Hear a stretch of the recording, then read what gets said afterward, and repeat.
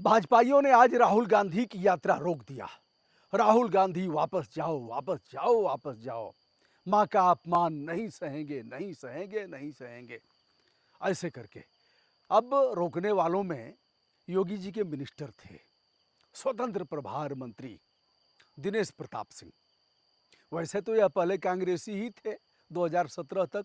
2018 में पलटा मारते हुए यह चले आए, आ गए भारतीय जनता पार्टी में। भारतीय जनता पार्टी ने आरती उतार करके ऐसे लोगों का स्वागत करने का स्वभाव है, ये सभी दल करते हैं, भाजपा ही क्यों। भाजपा ने स्वागत किया और इन्हें फिर चुनाव लड़ा दिया। 2019 में यह सोनिया गांधी से चुनाव हारे और 2024 में राहुल ने इन्हें हराया। हारने के बाद तिलमिलाए हुए दिनेश प्रताप सिंह आज जब राहुल गांधी की 2 दिवसीय यात्रा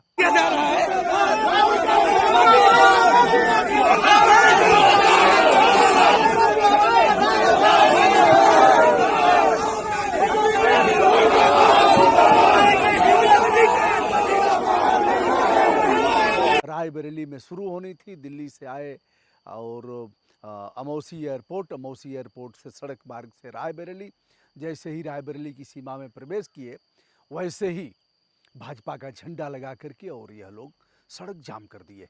यह जाम एनएच पर किया गया है, यानी लखनऊ प्रयागराज का जो रास्ता है उस पर, उस एनएच पर इन लोगों ने जाम लगाया। जाम लगा करके पुलिस ने जाम हटाना चाहा, लेकिन अब भाजपा के मिनिस्टर हैं, कौन हटाएगा इनको? किसकी मजाल है जो हटाएगा? कारण इन्होंने बताया कि राहुल गांधी के मंच पर, वोट अधिकार यात्रा के मंच पर दरभंगा में जिसने मोदी जी की मां को गरियाया, उस मामले में इनकी साजिश है। इनकी साजिश है, तेजस्वी यादव की साजिश है और नेताओं की साजिश है। और इन लोगों ने माफ़ी भी नहीं मांगा। मोदी जी देश के प्रधानमंत्री हैं, उनकी माँ देश की माँ है और इसे हम बर्दाश्त नहीं करेंगे। दिनेश प्रताप सिंह अम्मा अम्मा कहते थे पहले सोनिया गांधी जी को।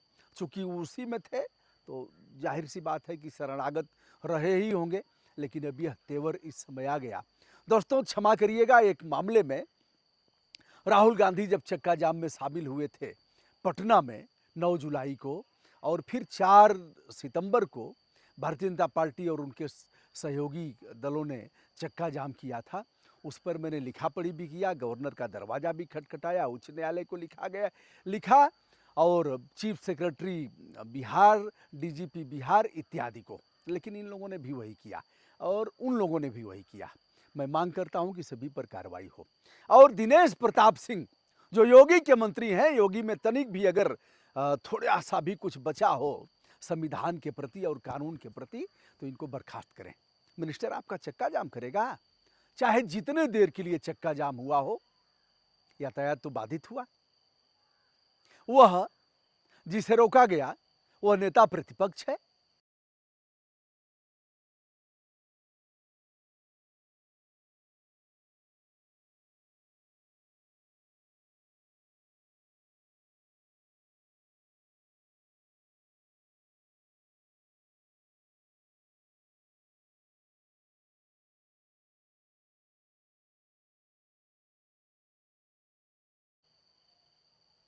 वह सांसद है, लड़कर के जीता है।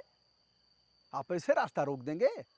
और मां को जिसने गाली दिया उसे नीतीश की गवर्नमेंट की पुलिस ने पकड़ा, पकड़ करके जेल भेज दिया। उसके बाद भी आप तमतमाए हुए हैं।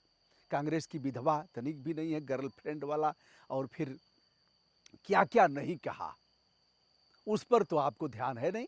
हम यह नहीं कहते कि उन्होंने कहा तो इनको भी कहना चाहिए वैसे ही, लेकिन जब पकड़ लिया गया, माफी मांग लिया गया, तो मतलब क्या है बंद का, और मतलब क्या है यहाँ सांसद का रास्ता रोकने का?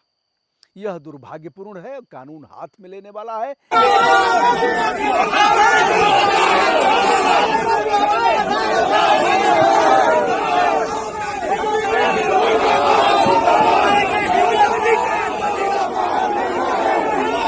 बेहयाई और बेशर्मी की पराकाष्ठा है। मैं तो राहुल के खिलाफ भी जा रहा हूं कोर्ट में, और मैंने कहा राहुल गांधी भारतीय जनता पार्टी के वरिष्ठ नेता और कानून मंत्री अटल जी के समय में रहे, रविशंकर प्रसाद जो बाबा के समय में भी कानून मंत्री रहे हैं, मोदी जी के समय में भी, उनको और तेजस्वी यादव को मैंने कहा गधा का भी मानसिक स्तर इनसे अच्छा है। रोकने का अधिकार किसने दिया? चाहे भारतीय जनता पार्टी हो, चाहे समाजवादी पार्टी हो, चाहे कांग्रेस के लोग हों, किसी को यह अधिकार नहीं है कि हमारी रास्ता रोकेगा। हम इसे लेकर के थाने में अपराध भी दर्ज कराने का प्रयास करेंगे, उच्च न्यायालय का दरवाजा भी खटखटाएंगे। कई उच्च न्यायालय के जज लोगों की गाड़ियां रोकी गई, सॉलिसिटर जनरल की गाड़ियां रोकी गई। सबको हमने न केवल कैमरे में कैद किया बल्कि उसे दिखाया भी है। दोस्तों, अब यह रहा राहुल से हारे थे, इसके पहले सोनिया गांधी से हारे थे और यह कद्दावर मिनिस्टर हैं, लेकिन योगी जी कार्रवाई नहीं करेंगे दिनेश प्रताप सिंह पर। हिम्मत नहीं है, करके दिखाए ना। मैं लिखा पढ़ी आज यही करूंगा, जहां मानता हूं कि लिखा पढ़ी का असर नहीं है।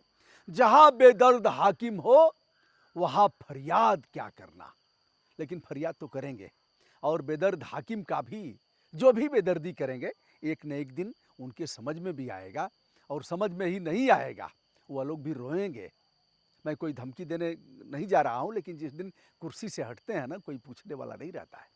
योगी जी करेंगे कार्रवाई, आपका मिनिस्टर एनएच जाम करेगा। कैसे हिम्मत हुई आपके मंत्री की कि एनएच पर चढ़ करके जाम लगा दिया? ट्रक वाला पैसा देता है, हम भी गाड़ी जो लिए हैं वो पैसा देते हैं। एक आम आदमी दिया सलाई से लेकर के बीड़ी, सिगरेट, तंबाकू और तेल, घी, मिर्चा, मसाला, साबुन, शैम्पू, तेल, सब पर, कफन पर भी, मरने के बाद कफन पर भी टैक्स देता है। गाड़ी रोकेंगे, जाम करवाएंगे, उसके बाद भी एक्शन नहीं लेंगे और कहेंगे जो बोलेगा उसको लटका देंगे। जो भी करेगा, मैंने फिर कहा, राहुल गांधी का मानसिक स्तर गधा से भी खराब है।